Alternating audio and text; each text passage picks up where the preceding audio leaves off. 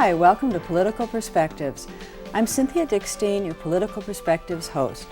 Our topic today is a dialogue on democracy, and we are pleased and privileged to have with us as a guest Andrei Cherny, founder and co-editor of the magazine Democracy, a Journal of Ideas. Welcome, Andrei. Thank you for having me. It's great to have you here. Appreciate it.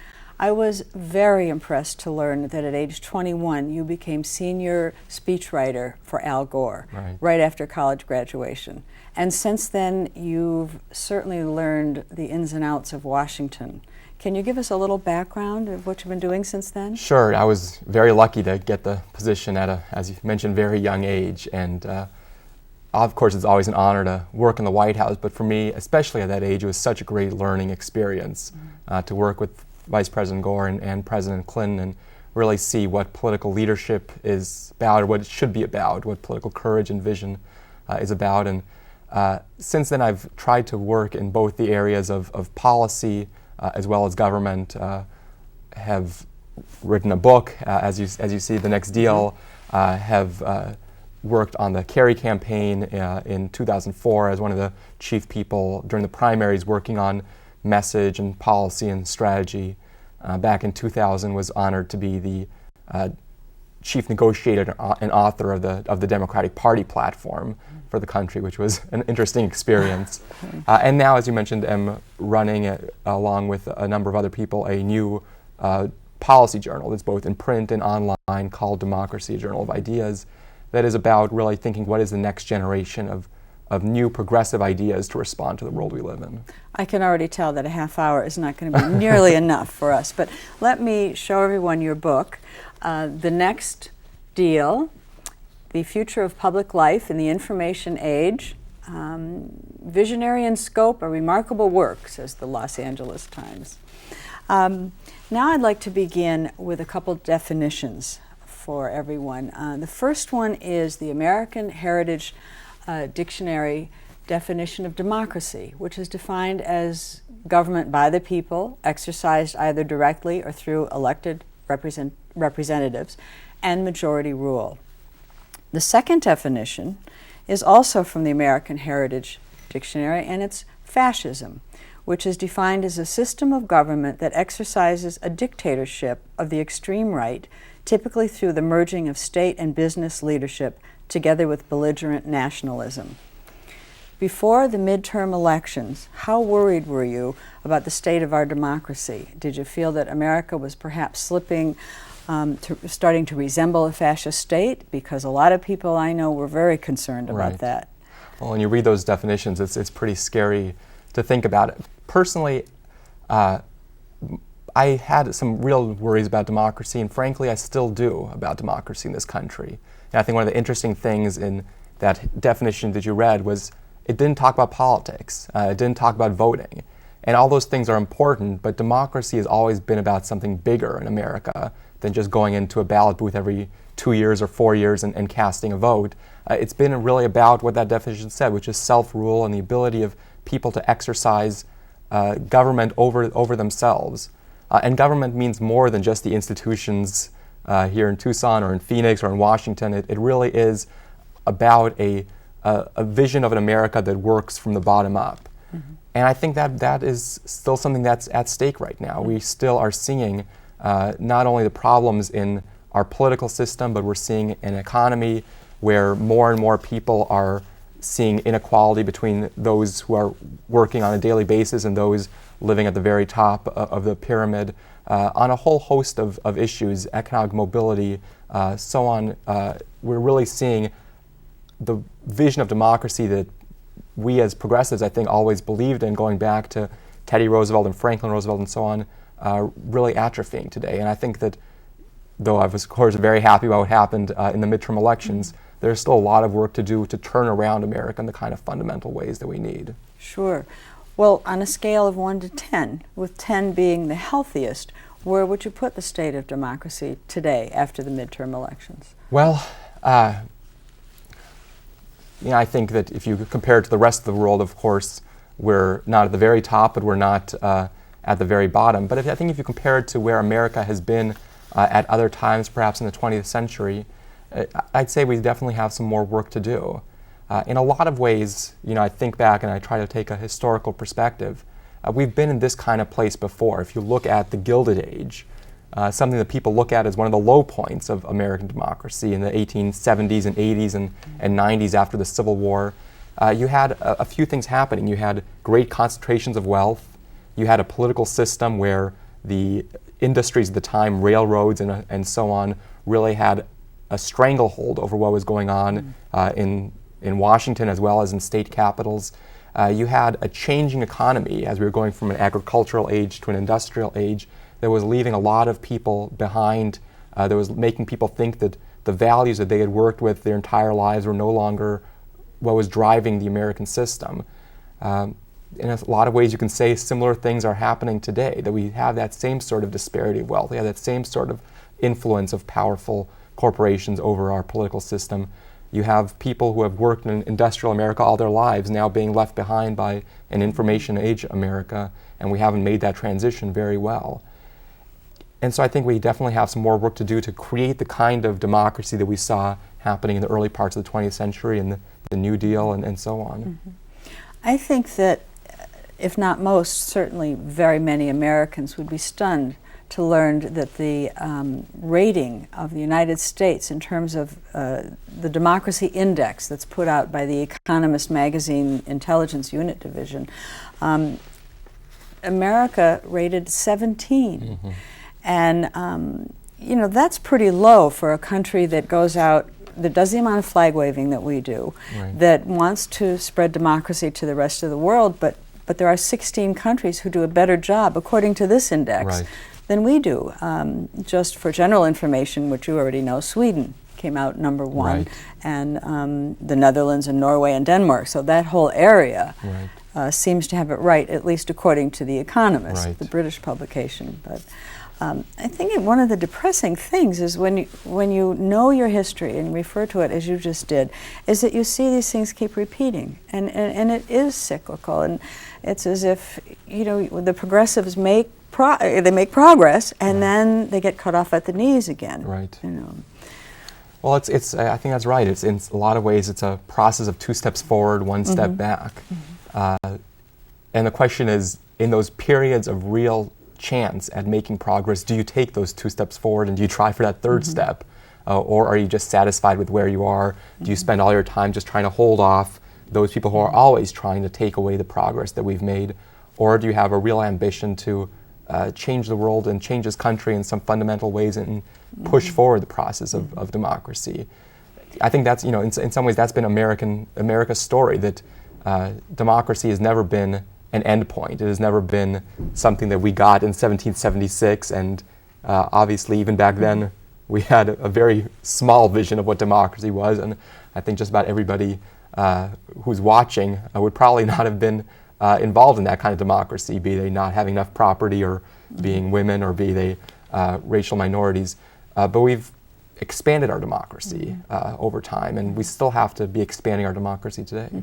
One of the things that concerns me, you alluded to in your book, and it was the treadmillers, Mm-hmm. the Democrats, and that has been one of the main criticisms of the Democrats for the last 6 years, Right. is that they, instead of running on something, as you know, Right. or running on something, they did run on things, but getting a message across, Right. that they just sat back and waited for the Bush administration to self-destruct. Right. That doesn't fit in with what you're saying about that we need to grab the opportunity Right. as progressives. No, I think I used the word treadmiller That's back wonderful. in the book, and this was, I wrote that book in 1999, so even before the Bush administration came in. But it's a sense about people who are spending all of their energy trying to run in place, trying to at least stay where you are as the track is pulling you backwards. And of course, as we're facing the kind of tide we faced with the Bush administration, that takes a lot of energy. But to really change the country, to really capture the public imagination, to build a progressive majority in the way that we need to, we have to have an ambition to do something other than just fight off the bad things that are happening, but actually say, here's where we want to go moving forward. And unless we do that, we're going to be always stuck in place. one of the problems that I see is the voter apathy. There's a lot that could be done. You mentioned, and I'd love to hear more about this, you mentioned the sense of community that needs to be expanded, that we know is all deteriorated over the past decades, and a citizens corps, which was a great idea. Something to get people more involved. Maybe we can blame some of it on corporate media, the fact that the news is so homogenized. But how do we get people interested again? So that, and how do you get them to work on a sense of community or feel part of community? And well, I think you're right. I think part of that is, you know, you mentioned voter apathy, and you look especially at young people who are setting records really in the realm of not voting, especially, you know, this generation, people my age and younger now. But at the same time, they're setting records in the amount of community service they're doing year after year after year. So I think there is some voter apathy, but there's also people just kind of turning off from politics, saying that I am interested, I'm not apathetic, I'm in fact an activist, I believe in making the world a different place, but I look at the political system and see it as a quicksand for idealism and kind of a black hole for all of the positive energies I want to have, and I'm not going to waste my time on that. I'm going to instead work on community projects and tutoring, reading, and working on fighting the battles in a different realm.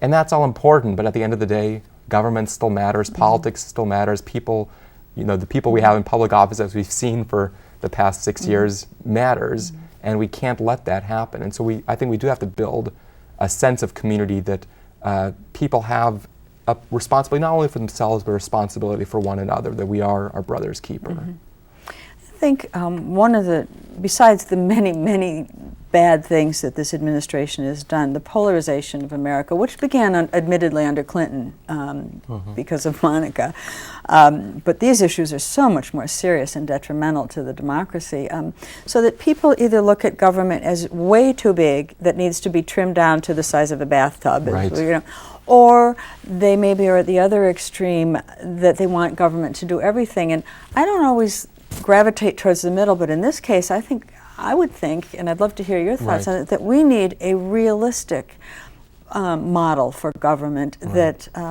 you know, takes into account both of the criticisms there, but would take advantage of the beneficial things government can do. I think that's right. You know, the polarization is not an accident. I think that the Republican strategy has been really to divide Americans.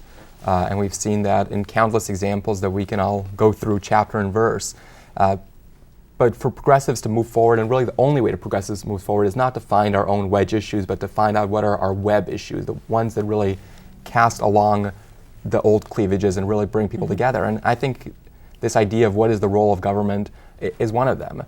We've been having this debate about the size of government since the New Deal, if not earlier. And I think in a lot of ways that debate has been rendered irrelevant by the world we live in today. You know, at a time of a globalized economy when capital moves freely from country to country, having the old vision of a government that we're going to prime the economy either through big government spending or through big tax cuts just doesn't make sense anymore, because that's not the way people make economic decisions. And so this old debate about big government versus small government, I think just doesn't have much relevance to people's lives. That's one of the reasons people are apathetic, because they say that doesn't really sound right to me. I think really the vision is of a government that works, of a government that is actually working for those who deserve it, for those who are working their hardest. And I think a government that works in different ways in a different world, one that is really focused on expanding opportunity, putting power and a chance at economic success and really the chance at building a better life in the hands of many people and not just a few at the top. And I think that is something that can really bridge people along the old divides. There's such a threat to democracy because of the wide chasm between the have and the have-nots here, which the media doesn't really cover at all. And this idea that you have of the Citizens Corps would go a long way, I think, towards getting people more involved in government and even training people, giving them job skills and that sort of thing. And how would you advance that if you were in the Oval Office?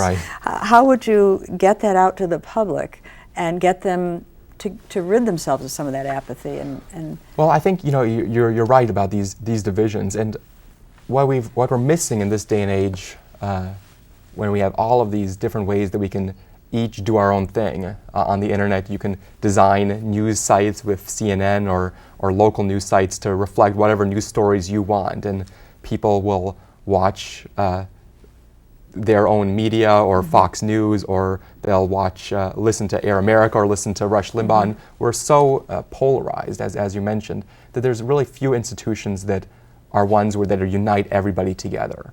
And we had those. I think you look back at the military draft at its best periods during World War II and the years right after, and in peace and in war. You had an institution where a young John F. Kennedy, who would perhaps never have spoken to anybody that was not in his economic class, was serving alongside farm boys and people from the streets of New York, and that was important for the country to have that place that tied us together.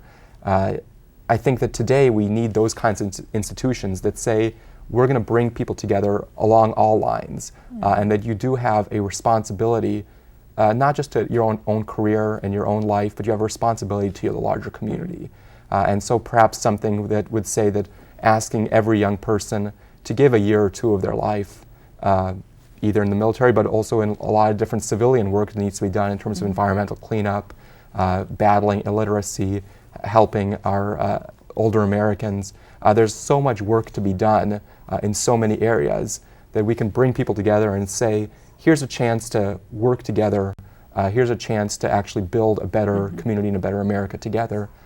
I think that would do a lot of good in a whole host of ways, but I think the good that it would do would be something that will last beyond just the 2 years and really be something that inculcates a series of values that people will take with them throughout their lifetime. That's a story of the greatest generation that nobody really talks about. Well, you're absolutely right, and it would, not one of the least important things is that it would get people out of a certain provincialism, that expands their horizons.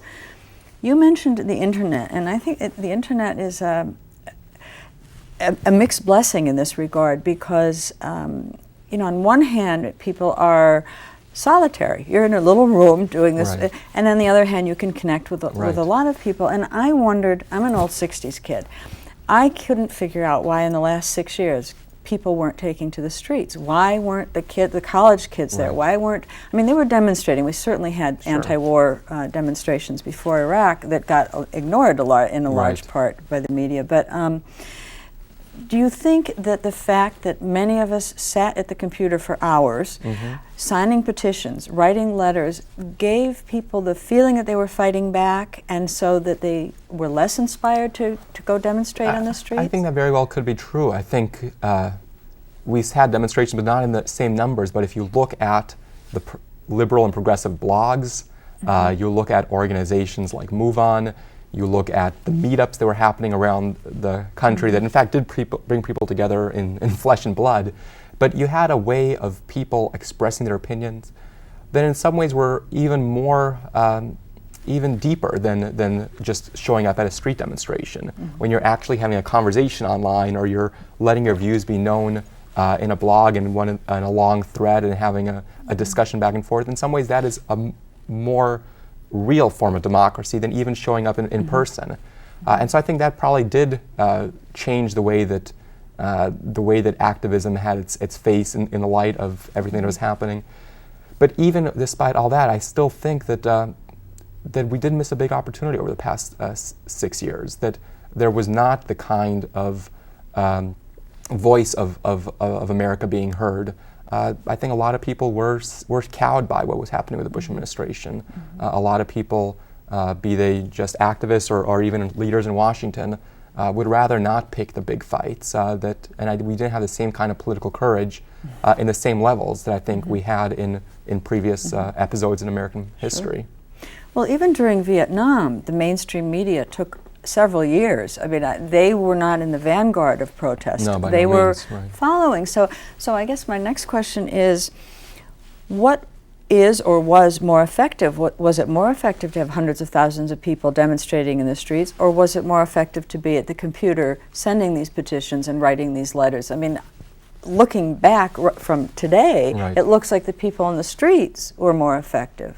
Well, I think it's probably hard to judge right now. As you said, Vietnam didn't turn around overnight, and it was a long war. And I guess some people say that the most effective moment was when Walter Cronkite walked out from behind his desk and spoke out against the war, and that did take a few years. But even with all the demonstrations in the Vietnam era, starting in 1966 and 67, going into the moratorium, we didn't leave Vietnam until after the '72 election. Right. And now I guess we went into Iraq in 2003. It's 2006 now. We'll see what happens over the next couple of years and months. But I guess time will tell which of those is more effective. But I think that what we saw in this past election was that all of those voices that added up one by one started to have an impact. And I think that the nature of the debate in the country has moved. Certainly public opinion about the war has moved, and probably for good, in a way that took much longer during the Vietnam period. Even when all those people were protesting on the streets, sometimes we forget, most Americans were still behind the war in Vietnam. Even most young people. I think there was never a poll that showed in the entire Vietnam era that people between 18 and 20, people in the college ages, were ever, in terms of a majority, against the Vietnam War. And I think that we're further along than that in terms of Iraq, but of course there's all these other issues we need to be dealing with, the aftermath of 9/11, the economic inequality issues we talked about, and so it's really an amazing period in American history where we have huge challenges both at home and abroad in ways you probably have never seen, or at least not for a long while. Okay, let me refer back to something you said a few paragraphs ago. Sure. Your magazine is a progressive magazine. Right. The term liberal has kind of fallen from favor. What's the difference between progressive and liberal? And is there, I'm hoping that the reason progressive is being used now as opposed to liberal is not because the right was successful in making liberal a dirty word. Right. So what is the difference? And yeah, I think we chose the term progressive because we really wanted to put ourselves in this progressive tradition in American history. And you can go back, and actually in my book spent a lot of time going back to even Thomas Jefferson and tracing a set of progressive values that have really undergirded a lot of thinking in the history of America over the past 200 plus years. And it's really a tradition that is about a few big concepts. One is this idea that America works best when it works not from the top down, but from the bottom up. And that was something that Jefferson, despite all of his problems, really believed in very deeply, this idea of expanding democracy and making democracy something full and deep is another one. And an idea of a foreign policy of an America that is not an empire, but is really in many ways a beacon to the rest of the world, that is an example of America at its best and really leads the world through that example. And those are progressive ideas that you can trace back. I mean, Woodrow Wilson spoke about all of those things at a very similar moment in American history. And we're hoping in a small way to say, let's start that conversation again in 2006, and let's try to rebuild a next set of ideas that'll take our country into hopefully a golden progressive moment once again. How much do you blame the media for the fact that the electorate is not particularly well informed? Can you have a true democracy without an informed citizenry? I don't think you can. I think that we've known that since the founding of the country. There's volumes of quotes from Thomas Jefferson and George Washington and James Madison about the idea that you can't have a real democracy unless people are informed. And I do honestly blame the media a huge amount. The fact is that the media loves the kind of horse race questions in terms of politics. If one person bops another person over the head, they'll cover that much more than if somebody releases a 10-point plan for universal health care. Car chases aren't as interesting as the real deep questions that are facing us, like income inequality or what's really happening in Iraq. And in their quest for objectivity, and I think that's a very valuable thing, they sometimes confuse objectivity with impartiality. If one person makes a charge against another person, the other person denies it, a news story shouldn't just be about person X said this, person Y said this, but what is really the truth? And sometimes the media loses sight of that and just reports it straight, but doesn't really give the context. All those things really take away the value of an informed citizenry. Sometimes I think that they give equal weight to fact versus opinion. Right. And which is really not going a long way to informing people at all. No, that is true. If one person makes a fact and another person says that's not true, but that's in fact is true, well, they should say this is what the truth is. Sure.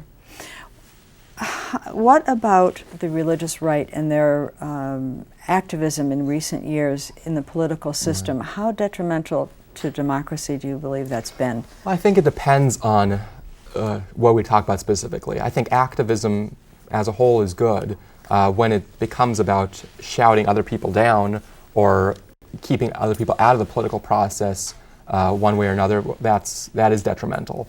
But in terms of activism, I always believe the more the merrier. If somebody wants to be an activist, no matter what their political persuasion is, great, come on in, the water is fine. And I think it's really up to those of us in the more progressive part of the spectrum to say, for those of us who are religious, and I consider myself a person of faith, that there's a lot of our religious tradition that is powerful. Martin Luther King would not have done what he did were it not for religion that was what he was all about. Rosa Parks was animated by her religious beliefs and a very, very spiritual religious woman. You can go back to Franklin Roosevelt and look at his words during World War II, during the Great Depression. They were all about his vision of a kind of religion of social justice and of truth and of morality and of honor.